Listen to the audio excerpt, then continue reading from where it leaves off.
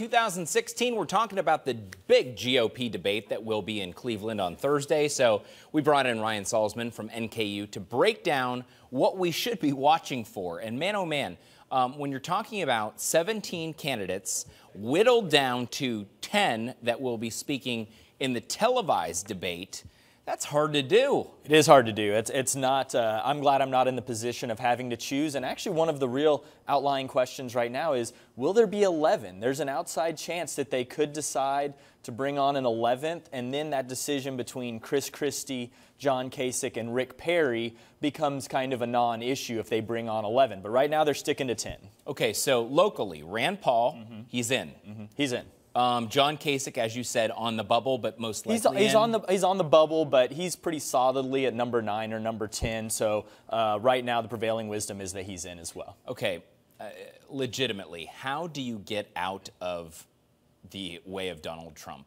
With issues and everything else, quite honestly. I think that getting out of his way may be exactly what some people want to do, and we can kind of break down the field into different groups of candidates. If you're a front runner, if you are Jeb Bush, if you are a Scott Walker, your best bet may be to not engage Trump at all because your position is safe. Others may look for that engagement because they're trying to increase their numbers. They're trying to increase their notoriety. Now, to be fair, Rick Perry has tried to do that. He's tried to take on Donald Trump, and it hasn't worked out well for him. But there's no doubt that Trump is going to be what everybody's thinking about going into the debate. And is that smart politically? Is it smart to come out like Donald Trump has and at least get all of us talking about him? Well, democracy, for better or for worse, it can be a mess sometimes, and it's about having normal people make decisions that relate to extraordinary things, extraordinary policies.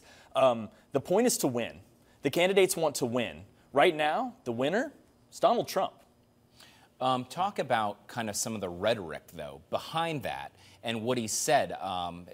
Do you think it's truthful rhetoric? Well, it may be just that. It may just be a show. It may be bombastic. In fact, it's really hard to tell with candidates what they actually believe. And I don't mean that to take away from them at all, but they have these teams behind them saying, emphasize that. That's getting us traction. If you go onto some of the online news sites right now, there are whole sections dedicated to Donald Trump. And he may not make it to the very end, but if he bows out, his campaign people are going to be snatched up by every campaign because of what they're doing right now and the rhetoric that they're putting forward. Now, does it lack truth? That is, would Donald Trump stand up and say, I really didn't believe that? No, not at all. But how you phrase it, how you approach it, that's what they're coaching him on, and that bombastic side is what has gotten him so much attention. Meanwhile, when you look at the GOP, 17 candidates.